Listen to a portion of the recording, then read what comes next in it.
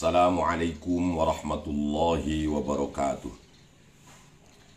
Ila hadratin nabiyil mustafa sayyidina wa maulana rasulillahi Muhammadin sallallahu alaihi wasallam wa ala alihi wa ashabihi wa ahli baitihil kiram min hadrati sultanil awliya Kangjeng Syekh Abdul Qadir Al-Jailani qaddasallahu sirrah wa ila hadrati Syekh Abi Hamid Muhammad bin Muhammad Al-Ghazali qaddasallahu sirrah, hadrati ulama'ina al-kiram khususan Syekh Nawawi Al-Bantani, ila hadrati Syekh Khalil Bangkalan wa ila hadrati Syekh Hashim As'ari Jombang, muassis Jam'iyah Nahdlatul Ulama wa usulihim wa furu'ihim, wa ila hadrati masyayikhina khususan Syekhi Kiai Ruhiyat, Kiai Ilyas Ruhiyat, Kiai Dudung Abdul Halim Ruhiyat Cipasung, wa Syekhi Muhammad Tengku Poha Karawang, Matu Bagus Bakri Sempuru, Abu Yatim Yati Banten, wa Abu Syair wa Mertawa Majahid Abdul Salam Cirebon, wa Ammi Kiai Bunyamin bin Mama Syafi'i wa Jaddi Mama Syafi'i bin Mbah Jausin wa azwajihim wa usulihim wa furu'ihim wa li jami'il muslimin wal muslimat minal masyriq ilal maghrib, ghafarallahu dhunubahum wa khatayahum wa nakhussu walidayya Allahumma ighfir lahuma warhamhuma. Al-Fatihah. A'udzu billahi minasy syaithanir rajim. Bismillahirrahmanirrahim. Alhamdulillahi rabbil alamin. Ar-Rahmanir Rahim. Maliki yaumiddin. Iyyaka na'budu wa iyyaka nasta'in. Ihdinas siratal mustaqim. Siratal ladzina an'amta 'alaihim ghairil maghdubi 'alaihim waladdallin. Amin. Jemaah Facebook rahimakumullah, alhamdulillah pagi hari ini kita masih bisa menikmati secangkir kopi, sebatang rokok, semangkuk bubur, sepiring nasi uduk. Kita masih bisa mendengar nyanyian burung di pagi hari, deru mesin kendaraan. Ini adalah merupakan anugerah yang tak terhingga dari Allah Subhanahu wa Ta'ala. Kita masih diberikan umur panjang dan sehat walafiat. Semoga kita menjadi hamba-hambanya yang pandai bersyukur atas segala karunia-Nya. Amin ya rabbal alamin.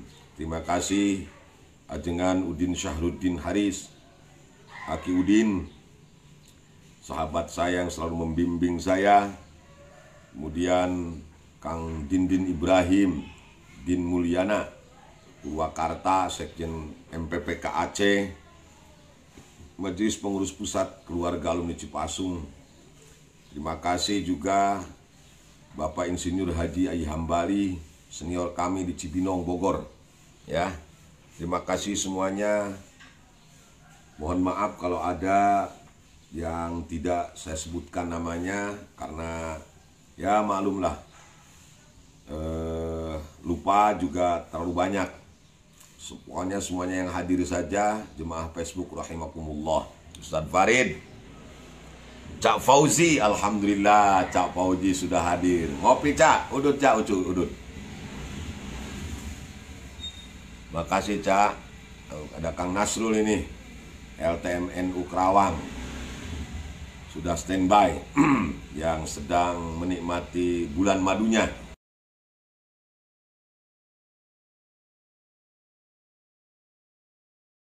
Sedikit terganggu karena lockdown ya, tapi tidak mengurangi rasa kenikmatan berbulan madu. Ya, Kang Nasrul. Ada Kang Tangdudin, ada Kang Ahmad Musta'in. Nah, semuanya saja yang hadir. Ustadz Farid, Ustadz Yusuf Bakhtiar, Ucup bisa hadir Ucup ya, sama adik kandungnya yaitu Uceng ya. Ucup dan Uceng ini memang selalu kemana-mana bersama Mbah Dedang Husein untuk mengikuti acara daah. Ejen Kamarudin bersama ibunya ini sudah hadir juga ya. Waduh, ini senior saya, ada Ustadz Ayi Syarif Hidayat. Kang Ayi, alhamdulillah Ya Allah, sehat ya Kang Ayi, sehat selalu Kang Ayi, sehat dan berkah.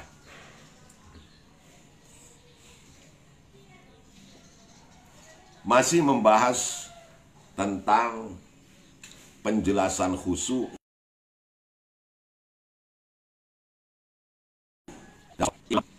Ketahuilah annahu warada anna awwala ma yunzaru fihi min amalil abdi istamatan kubilat minhu wasairu amalih wa in wujidat naqisatan ruddat ilaihi wasairu amalihi. Ketahuilah bahwasanya ada tertulis dalam sebuah keterangan yang disandarkan kepada junjungan kita Rasulullah Muhammad sallallahu alaihi wasallam, bahwasanya amal yang pertama kali ma yunzaru fihi, ini ada dijelaskan min lil bayan min amalil abdi, amal seseorang yang pertama kali dilihat nanti, dihitung. Kalau dalam redaksi yang lain, awwalu ma yuhasabu bihil abdu yaumal qiyamah. Kalau ini inna awwala ma yunzaru fihi min amalil abdi yaumal qiyamah as-shalah. Maknanya sama. Amal seseorang yang akan dilihat, akan dihitung, dihisab nanti di hari kiamat, bukan puasa, bukan haji dan umroh, bukan zakat, bukan sodakoh, tetapi as-sholatu, yaitu sholat.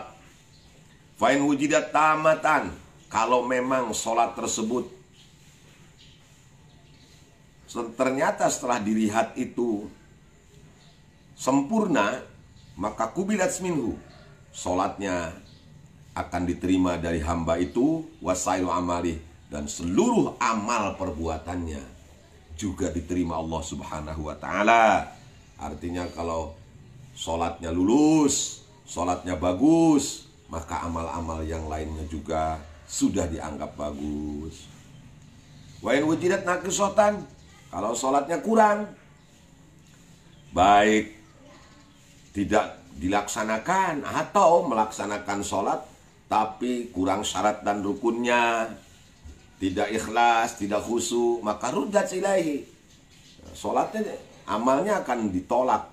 Sholatnya tersebut ditolak, kemudian wasairu amalihi, seluruh amal perbuatannya, ya puasanya, ya hajinya, ya umrohnya, ya zakatnya, semuanya juga tertolak. Na'udzubillah, summa na'udzubillah min dzalik.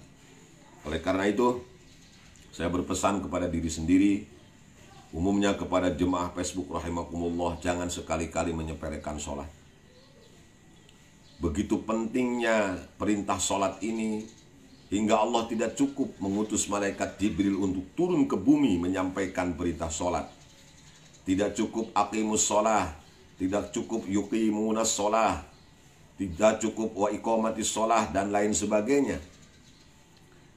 Tetapi Allah Subhanahu wa ta'ala memanggil malaikat, memanggil junjungan kita Habibana wa Nabiyyana Muhammad sallallahu alaihi wasallam untuk datang menghadap Allah yang menguasai Sidratul Muntaha. Di sanalah diwajibkannya sholat yang 5 waktu. Jadi istimewa sholat ini. Artinya kalau perintah tersebut biasa-biasa saja, itu cukup mengutus utusan. Ya, kalau misalnya ada seorang bupati memerintahkan kepala desa untuk siskamling atau pengecatan menjelang Agustusan, biasanya cukup pakai Instagram atau pakai instruksi melalui surat atau melalui WhatsApp dan lain-lain, nah, media sosial yang ada. Tetapi kalau ada dianggap perintahnya ini spesial, maka bupati itu tidak cukup menyurati para lurah, tetapi lurahnya tersebut dipanggil langsung menghadap di pendopo kabupaten. Demikian juga sholat. Kalau perintah zakat, perintah haji, perintah puasa, itu cukup saja malaikat Jibril suruh turun ke bumi. Ya ayyuhalladzina amanu kutiba alaikumusiyam kama kutiba alal ladzina min qablikum la'allakum tattaqun. Wajib tuh puasa. Allah memerintahkan kita untuk mengeluarkan zakat. Khudz min amwalihim shadaqatan tutahhiruhum wa tuzakkihim. Cukup. Maka wajib zakat. Allah memerintahkan haji, walillahi 'alan nasi hajjul baiti man istata'a ilaihi sabila. Maka wajib itu haji bagi orang-orang yang mampu. Tapi khusus perintah sholat ini istimewa. Tidak cukup Allah mengutus malaikat Jibril saja, tetapi Allah memanggil ruh dan jasadnya junjungan kita Rasulullah Muhammad SAW untuk menembus awan sampai ke langit ke-7, sampai Raf-Raf, sampai Sidratul Muntaha yang dikuasai oleh Allah Subhanahu wa Ta'ala. Maka di sanalah Allah langsung memerintahkan Kangjeng Nabi dan kita para pengikutnya untuk melaksanakan sholat, yaitu as-sholatul maktubah, sholat yang 5 waktu. Wa qala sallallahu alaihi wasallam mathalu sholatil maktubah, perumpamaan sholat wajib, sholat fardu, kamathalil mizan. Itu tidak ada bedanya seperti timbangan. Anda tahu timbangan? Terutama para pedagang atau yang punya padi, ya, habis panen dijual itu pasti ditimbang. Beli beras pakai timbangan, beli sayuran pakai timbangan, pokoknya timbangan ini penting. Nah, sholat yang wajib ini laksana timbangan. Man aufa istaufa.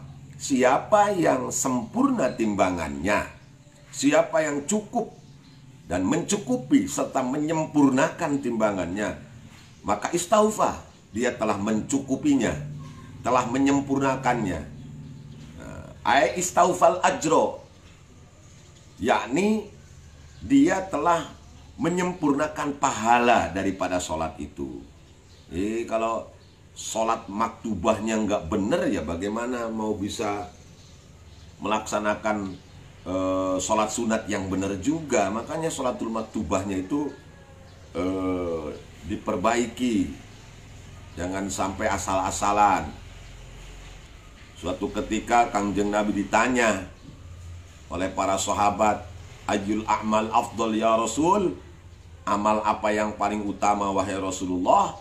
Maka jawaban yang pertama, Kangjeng Nabi bersabda, as-salatu ala waqtiha, salat di awal waktunya. Jadi as-salatu ala waqtiha itu salat di dalam waktunya, itu maksudnya di awal waktunya. Begitu dur bedug cong salat, orang Sunda bilang begitu, dur bedug cong salat, bukan sebaliknya, cong salat dur bedug. Lah ingkak karake salat bieu geus asar deui wae, ya pantas salat zuhurnya 2:30. Lah baru tadi sholat asar, sekarang udah maghrib lagi, ya pantas sholat asarnya 5:30. Ya, jadi bukan seperti itu. Amal yang paling baik itu adalah begitu dur bedug, begitu azan berkumandang, kita langsung tinggalkan seluruh aktivitas dan kegiatan untuk menyembah Allah melalui sholat yang 5 waktu. Itu amal yang paling utama itu, jangan disepelekan. Dan perlu kita ketahui bahwa tarkus sholat itu minal kabair. Meninggalkan sholat itu termasuk dari dosa besar. Meninggalkan sholat tanpa uzur. Uzur sholat itu hanya 2. 1 lupa, 2 tidur. Ya. Kalau lupa, lupa beneran, bukan dilupakan. Kalau tidur, ya tidur beneran, bukan ketiduran. Artinya kalau sudah dibangunkan, malah geus dijiwir, geus dibanjur, make cai, tetap masih tidur, ya tetap dosa itu. Karena sudah ada usaha ikhtiar dari orang lain untuk membangunkan kita. Geus beuntak gitu, tunduh keneh, sare deui. Nah, itu tidak termasuk dalam uzur sholat itu. Ya, uzur sholat itu hanya 1 lupa, 2 tidur. Bagaimana dengan sakit? Tidak ada seorang ulama pun yang menyatakan bahwa sakit itu uzur sholat. Ini sholat itu kalau tidak bisa sambil berdiri ya sambil duduk. Kalau nggak sanggup sambil duduk karena sakit ya sambil nyangigir. Tahu nyangigir? Nyangigir itu adalah nyangigir ke sebelah barat ya, menghadap sebelah barat sambil tidur, bernyigir lah gitu. Kemudian setelah itu kalau nggak sanggup ya sudah sambil telentang saja. Kalau masih tidak sanggup tapi akalnya masih berfungsi, pakai isyarat. Saking wajibnya sholat luar biasa. Tidak ada uzur sholat karena sakit. Uzur sholat itu hanya dua, satu lupa, dua tidur. Ini perlu jadi catatan bahwa tarkus sholat itu minal kabair. Meninggalkan sholat termasuk dosa yang besar. Bahkan Syekh Nawawi Al-Bantani, ya guru kita semua, ulama asli Banten yang bermukim dan sampai dimakamkan di pekuburan Ma'la di sana di Saudi Arabia, itu dalam kitab Kashifatus Sajja, syarahnya Safinatun Najah karangan Syekh Salim Al-Khadrami, beliau mengatakan bahwa lebih mulia anjing yang baik, ya bukan anjing yang galak ya, anjing peliharaan, lebih mulia anjing peliharaan daripada manusia yang tidak pernah sholat. Kalau misalnya ini lagi kelaparan melanda sebuah daerah, tidak ada air sedikit pun, hanya air tinggal satu gelas atau satu mangkuk ya, satu gayung. Kemudian ada yang membutuhkannya satu anjing peliharaan kita. Kemudian satu lagi orang yang tarikus sholah, orang muslim tapi tarikus sholah, yang tidak mau sholat, tidak pernah sholat, tidak pernah kenal masjid, tidak pernah kenal musola, tidak pernah sujud dan ruku. Maka lebih baik air itu dikasihkan sama anjing yang baik, anjing peliharaan ya. Kalau sama anjing galak masih mendingan kene orang yang tarikus sholah. Ini luar biasa, Masya Allah. Artinya jangan sampai kalau kita sekarang sudah menjadi orang yang muqimus sholah, yang mendirikan sholat, maka jangan sampai hanya kita saja, anak-anak kita, ya, cucu kita, keturunan kita, sampai ke bawah hatta ila yaumil qiyamah, itu harus menjadi orang-orang yang muqimus sholah. Maka ada doa yang diajarkan oleh Nabi Al-Quranul Karim, Allah catat, Rabbi ji'alni muqimas sholati wa min zurriyati Rabbana wa taqabbal du'a. Para ulama mengatakan doa itu hendaknya dibaca menjelang takbiratul ihram. Setelah qomat, terus kita berdoa, Rabbi ja'alni muqimas sholah wa min zurriyati Rabbana wa taqabbal du'a. Baru usalli fardal maghribi Allahu Akbar. Nah, itu doa agar kita dan keturunan kita menjadi orang-orang yang muqimas sholah, yang mendirikan sholat. Bukan hanya mengerjakan, tapi mendirikan sholat. Nah, nanti kita jelaskan bagaimana yang dimaksud dengan mendirikan sholat itu. Wa qala Yazid Ar-Ruqasi kanat salatu Rasulillah sallallahu alaihi wasallam mustawiyatan ka'annaha mauzunah. Kata Yazid Ar-Ruqasi, salatnya Rasulullah sallallahu alaihi wasallam itu mustawiyah, lurus, ka'annaha mauzunah, bagaikan ditimbang. Jadi ketika beliau salat itu berdirinya berdiri lurus, rukunya ruku lurus, kemudian sujudnya juga sujud yang lurus. Kemudian juga beliau juga menyamakan antara sholat fardu dengan sholat sunat. Tidak membedakan, wah ini sholat fardu ini harus lebih khusyuk, ini sholat sunat ya kurang khusyuk juga nggak apa-apa. Enggak, tapi mustawiyah sama saja. Wa qala sallallahu alaihi wasallam, dan bersabda junjungan Rasulullah sallallahu alaihi wasallam, Innar rajulaini min ummati la yaqumani ila sholati wa ruku'uhuma wa sujuduhuma wahid wa innama baina salataihima ma baina as-sama'i wal ard au kama qala Rasulullah Muhammad sallallahu alaihi wasallam. Maaf ini harus minum dulu ya. Ini tangan kanan ini ya. Bismillahirrahmanirrahim. Ngopi.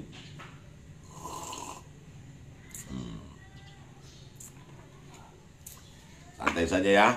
Ki Udin, terima kasih. Aduh, Haji Dadang Ki Udin ada itu. Ketua MWC NU Kecamatan Cibuaya.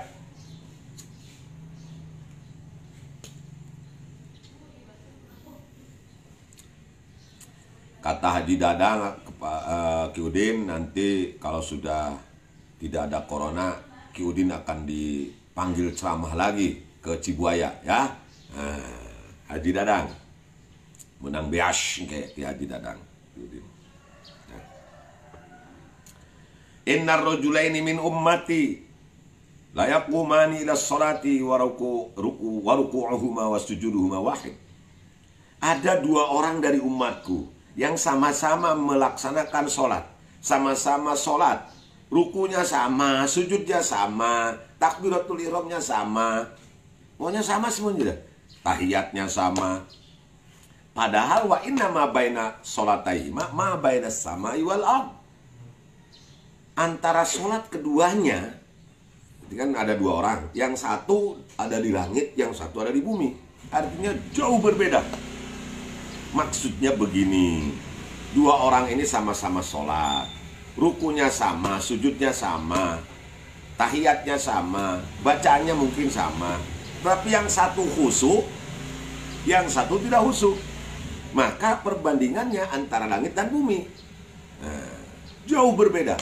Walaupun sama-sama sholat, yang satu diterima karena khusyuk oleh Allah, yang satu ditolak ya karena sholatnya hanya ungkit-ungkitan saja, hanya gerakan zohir saja, hatinya tidak ikut sholat, hatinya tidak ikut berzikir. Nah, makanya pantas ketika Allah berfirman dalam Al-Quran, aqimus sholah li zikri, dirikan oleh kamu sholat li zikri, untuk mengingatku ya, supaya kita ini selalu eling, selalu ingat, selalu sadar bahwa hidup ini memang diatur oleh zat yang wajibul wujud, zat yang maha kuasa, zat yang maha pengatur, pemberi rizki siang dan malam, maha rahman maha rahim, yaitu Allah Rabbul Izzah ya. Ketika kita lupa sholat subuh ini, kita beraktivitas lama, sholat zuhur nanti kita diingatkan lagi, ruku lagi, sujud lagi kita sama Allah, nanti aktivitas lagi, mungkin lupa lagi kita, mungkin karena kita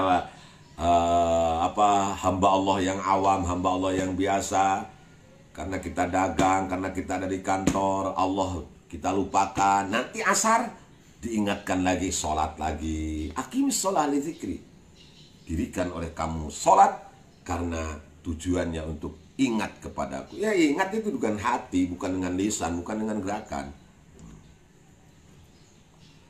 Wa asyara ilal khusu.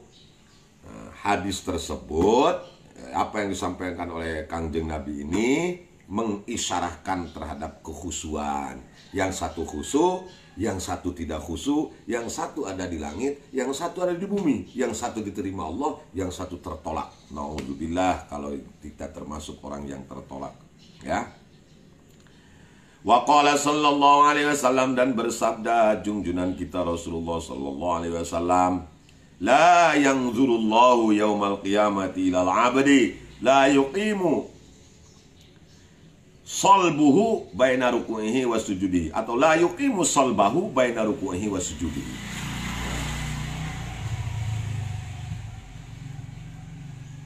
Katanya Kangjeng Nabi, junjunan kita Rasulullah sallallahu alaihi wasallam, Allah tidak akan memandang, tidak akan melihat, Allah akan mencuekkan seorang hamba yaumal qiyamati, di hari kiamat kelak, la yuqimu solbahu baina ruku'ihi wa sujudihi, yang tidak menegakkan tulang punggungnya antara ruku dan sujudnya.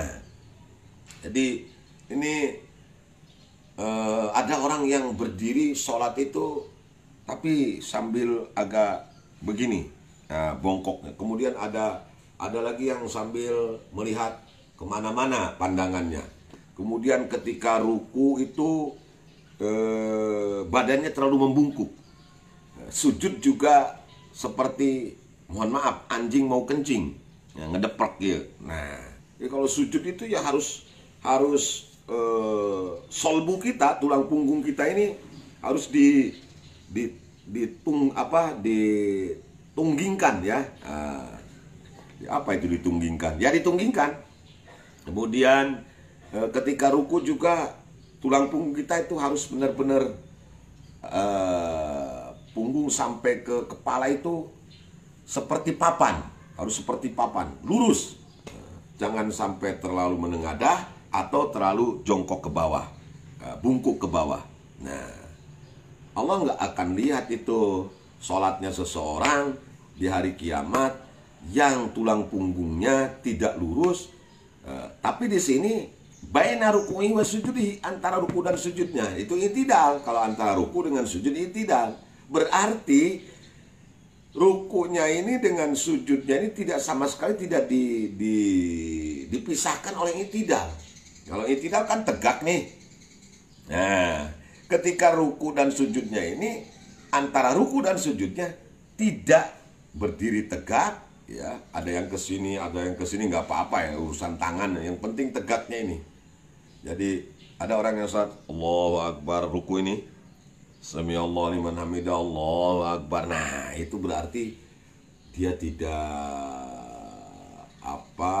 tidak tumaninah dalam sholatnya. Makanya sholat itu santai, nggak usah terburu-buru. Rek moro naon si Haji Dadang sholat gancang-gancang ting.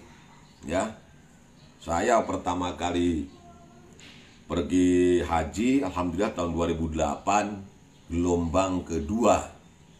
Karena haji itu kan ada 3 gelombang ya, Akiuddin. Gelombang pertama. Gelombang pertama itu ke Madinah, Arba'in dulu, baru nanti ke Mekah. Nah ya, gelombang kedua ke Mekah dulu, hajian dulu, baru Arba'in ke Madinah. Gelombang ketiga ke Mekah, ke Madinah. Cicing di imah, nah, itu gelombang ketiga itu. Nah, ketika tahun 2008 saya berkesempatan gelombang pertama, awal sekali saya kloter 3 Jawa Barat waktu itu, artinya pertama kali datang ke Madinah, rombongan pertama lah. Sampai di Madinah sekitar jam 9 malam waktu sana, beres-beres koper dan lain sebagainya, ngatur karena saya termasuk ketua rombongan. Setelah itu jam 2 itu sudah berangkat ngabring ke Masjid Nabawi. Ya, bayangkan dari jam 2 ceritanya ya, kita mau rindu kepada Masjid Nabawi. Begitu datang ke sana, ternyata sholat azan awal, di sana kan ada azan awal sekitar jam 4:30. Nah, azan subuhnya itu sekitar jam setengah 6 baru azan subuh. Aduh, lila. Ya kalau di sana setengah 6 masih gelap lah. Begitu sujud, begitu ruku, Allah, begitu takbiratul Allahu Akbar, alhamdulillah dan seterusnya. Suratnya kebetulan surat Ar-Rahman. Aduh. Ar-Rahman 'allamal Qur'an. Waduh. Rahman ya. Lila urusan anak. Begitu ruku, Allahu Akbar. Udah ngantuk dari jam 2. Ruku itu Subhana rabbiyal azim wa bihamdih sudah 3 kali dibaca, kok belum i'tidal ini. Subhana rabbiyal azim 5 kali belum i'tidal. Waduh, jangan-jangan saya nggak denger ini imam Sami Allah liman hamidah. Akhirnya ningali pan. Waduh, ternyata masih ruku. Ini balik dewek ya. Ternyata itu bukan 1-2 orang. Rata-rata ya seperti itu karena lama 11 kali. Sujud juga begitu. Bahkan ada teman saya yang sujud ya sambil kerek. Karena memang saking ngantuknya itu lama sujudnya. Nah, pulang dari Mekah geus gancang dewa sholatna. Ya, padahal waktu di Masjid Nabawi, di Masjidil Haram diajarkan oleh para imam di sana itu sholat supaya ninah yang baik ya. Ternyata pulang dari sana sholat geus gancang deh tah Haji Dadang. Santai saja ya, gak usah terburu-buru.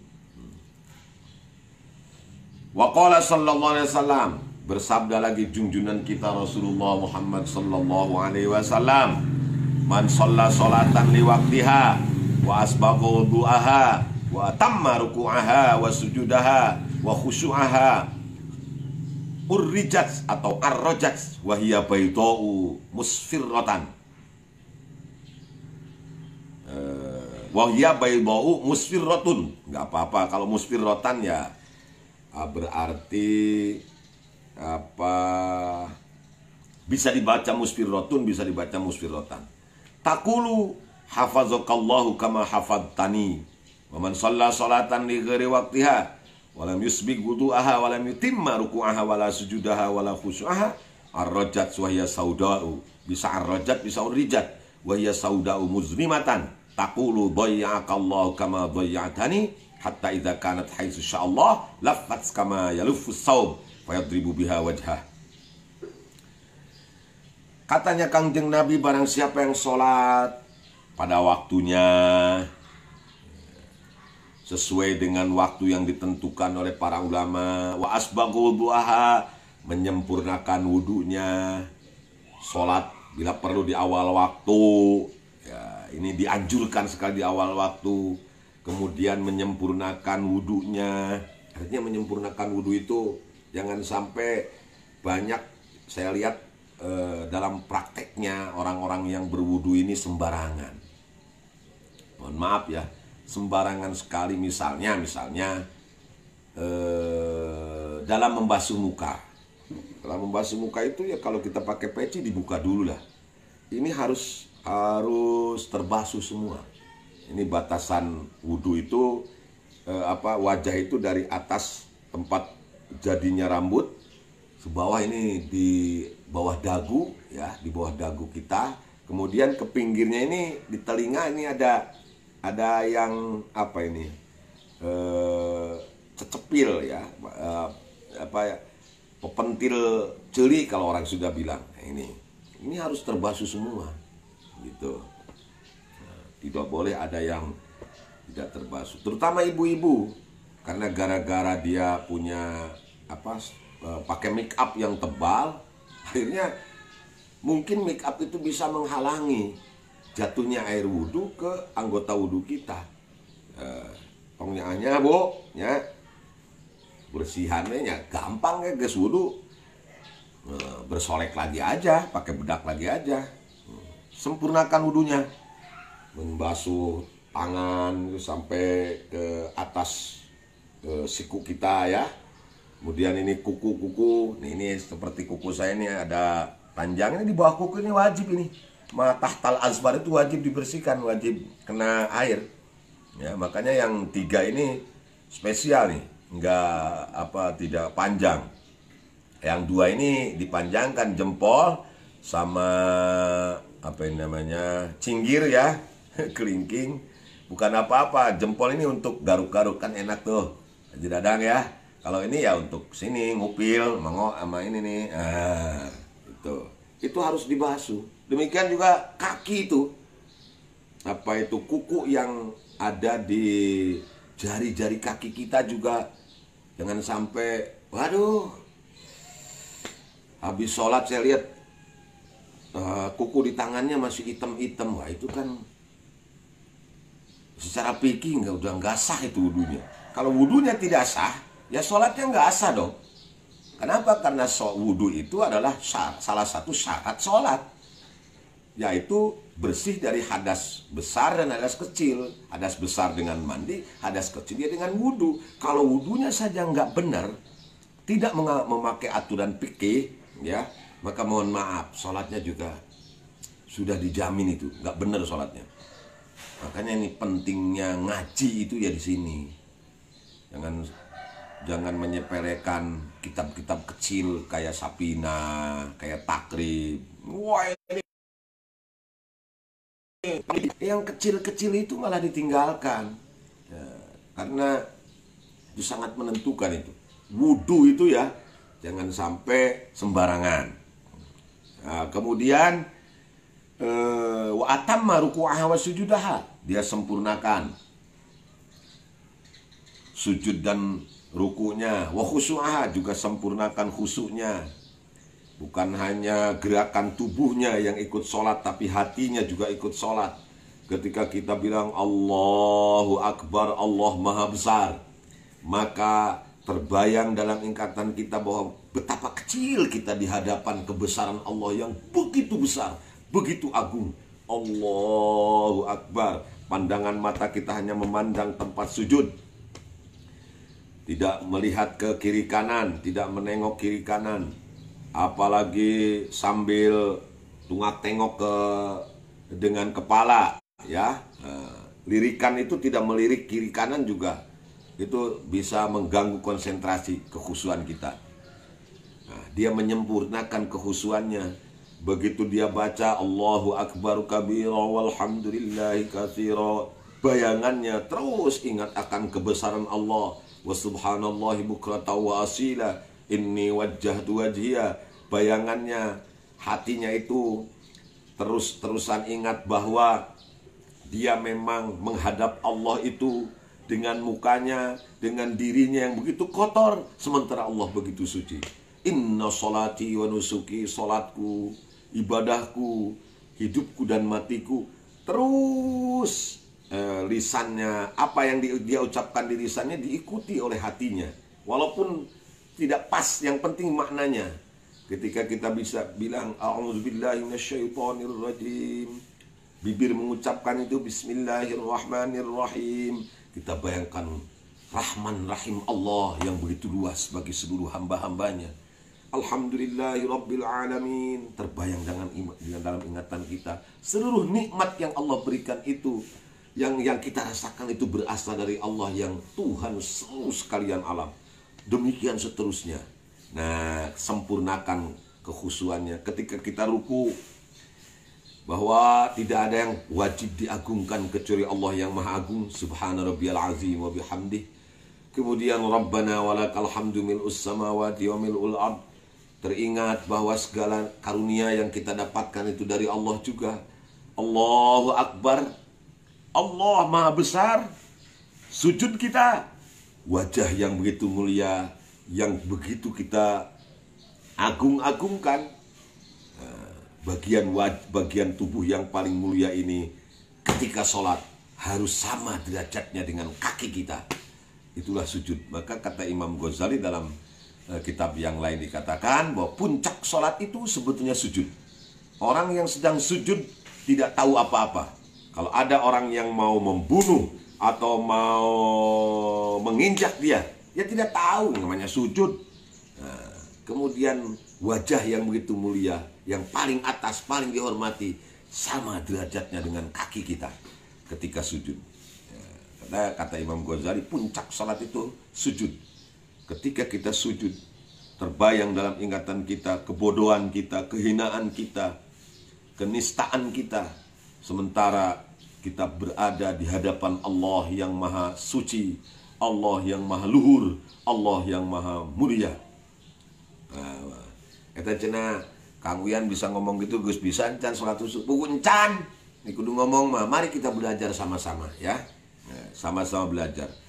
Ketika barang siapa orang yang sholat di awal waktunya, menyempurnakan wudunya, menyempurnakan ruku dan sujudnya, berusaha untuk khusyuk setiap sholatnya, maka arrojat itu sholat nanti naik. Atau kalau urrijat, sholat nanti akan dinaikkan oleh Allah. Wahia baydha'u musfirah, sholat itu kelihatan putih dan penuh kegembiraan. Berseri-seri itu sholat, berbentuk seorang manusia yang ganteng, yang cantik ya, kalau perempuan yang cantik, wajahnya putih, sumringah, Takulu, dan sholat itu ngomong, hafazakallah kama hafaztani, semoga engkau dijaga Allah seperti engkau telah menjaga aku. Begitu kalau kita sholatnya benar, nanti sholat yaumil qiyamah itu akan naik dengan wajah yang putih dan penuh kegembiraan, mendoakan kita agar dijaga oleh Allah. Ya bukan hanya di hari kiamat, mohon maaf, tapi ya sekarang ini di dunia. Walaupun kita nggak lihat, nih sholat ini nanti mendoakan kita. Walaupun kita nggak dengar, sholat itu mendoakan kita supaya tetap dijaga oleh Allah. Maka sholat yang benar pasti akan menjaga pelakunya dari perbuatan keji dan munkar. Inna sholata tanha anil fahsya'i wal munkar. Sesungguhnya sholat itu menjaga pelakunya dari perbuatan keji dan munkar. Ya, karena itu tadi, ya, nilai dia bukan hanya mengucapkan bacaan-bacaan sholat, dia bukan hanya menggerakkan anggota tubuhnya ketika sholat, tapi semua yang dilakukan ketika sholat itu semuanya mengandung nilai-nilai filosofis yang diamalkannya. Kita jadi tidak takabur, jadi tidak sombong, jadi tepat waktu, jadi disiplin, merasa hina di hadapan Allah, kemudian DP-DP, rendah hati di hadapan manusia sesama makhluknya. Itu tercipta dari nilai-nilai filosofis yang ada dalam sholat itu sendiri.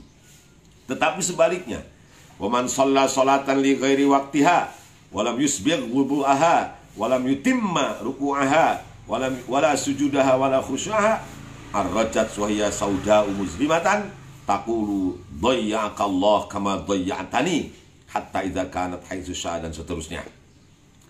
Barang siapa yang sholat sembarangan, sholat teh sadaek-daek, udah jam 2 belum sholat zuhur, santai aja lah, nanti juga masih ada waktunya, ya.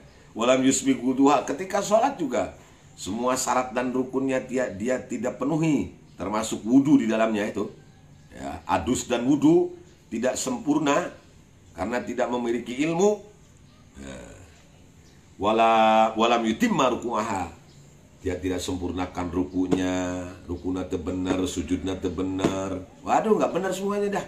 Wala khusyu'aha, apalagi hatinya kemana-mana ketika takbiratul ihram, ketika Fatihah, ketika ruku sujud, sama sekali hatinya nggak ingat sama Allah.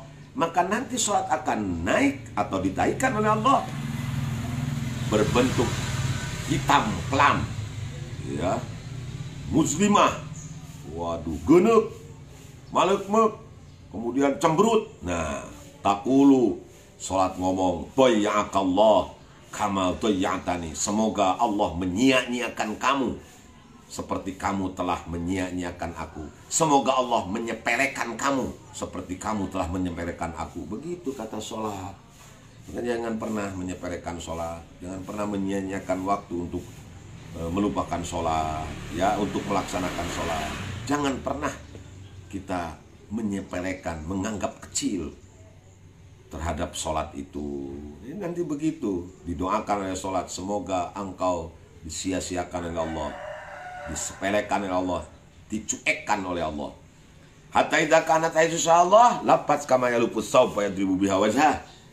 Apalagi nanti di hari kiamat, ya, sholat ini akan melipat dirinya seperti melipat baju, nanti memukul-mukul wajah orang yang sholatnya nggak benar itu, dipukuli sampai babak belur oleh sholat yang berbentuk lipatan baju itu. Na'udzubillahi min dzalik. Makanya pantas Ibnu Rus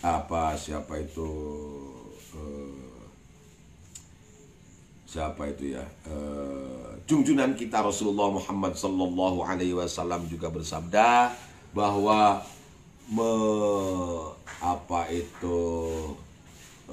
siapa yang beribadah, ya, tanpa ilmunya, maka mardudatun la tukbal. Ya. Ibadah itu tanpa dengan ilmu maka tertolak, tidak akan diterima oleh Allah. Supaya sholat kita benar, wudhu kita benar, toharoh kita benar, ya ngaji. Di mana tempatnya? Ya di majelis taklim. Siapa yang ngajarnya? Ustadz. Ustadz yang mana? Yang keluaran pesantren. Jangan ustadz abal-abal. Dari ustadz abal-abal mau bisa baca Sapinah, mau bisa baca Takrib, mau bisa baca Fathul Mu'in. Ya belajar lagi.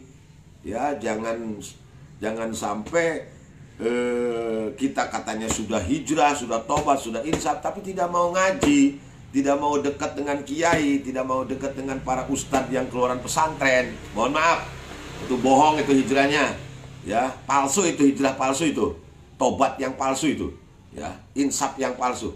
Insaf yang benar itu ya ketika kita selesai tidak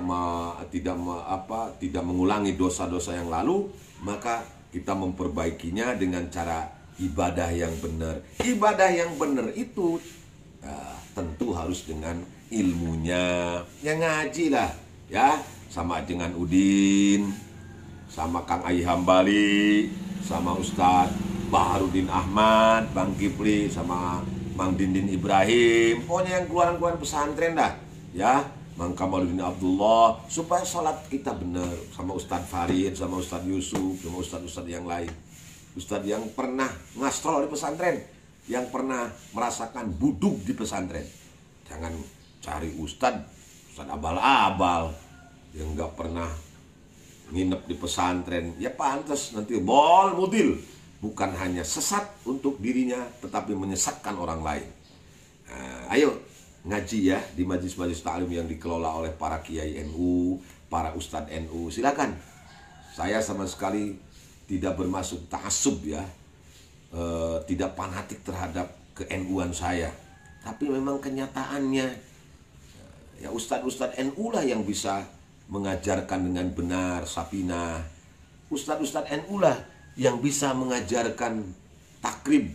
Ustadz-ustadz NU lah yang bisa mengajarkan Fathul Mu'in. Yang lain mohon maaf sekali, karena mereka hanya punya guru yaitu dua, yaitu Syekh Google dan Syekh YouTube. Ya salah kalau hanya belajar di Google dan YouTube tanpa ada guru yang kita gurui, yang mengajarkan kita. Apalagi saya belajar Islam otodidak langsung dari Allah. Wah, gembleng itu orang kayak begitu, kemplo itu. Barang siapa yang bilang saya tidak punya guru, fasyaikhuhus syaitan, maka gurunya setan. Yakinilah kalau ada orang yang bilang bahwa dia belajar langsung dari Allah, dari Rasulullah, maka dia pembohong besar. Harus ada guru lah, ya.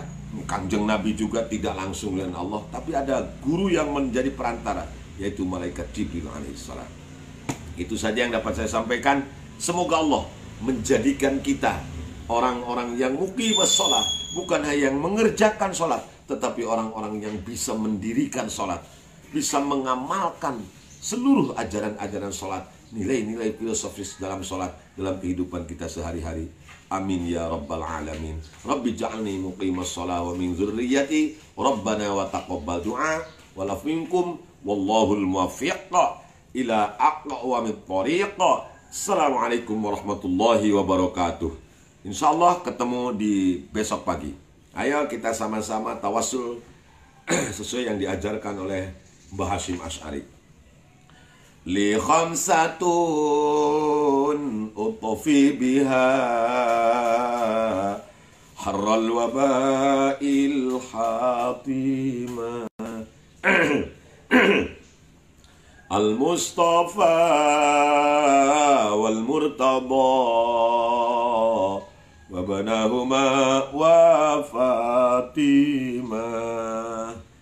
Ku berkahna lima jalmi, mugi Gusti ngalengitkeun kana panyakit balai anu mantak nganyerikeun. Sama-sama. Li khamsatun utofi biha حر الوباء الحاطمة المصطفى والمرتضى وابنهما وفاطمة اللهم صل وسلم على سيدنا محمد الذي جاءنا بالحق المبين وأرسلته رحمة للعالمين. Assalamualaikum warahmatullahi wabarakatuh. Terima kasih telah menonton video ini. Silahkan subscribe karena subscribe itu gratis.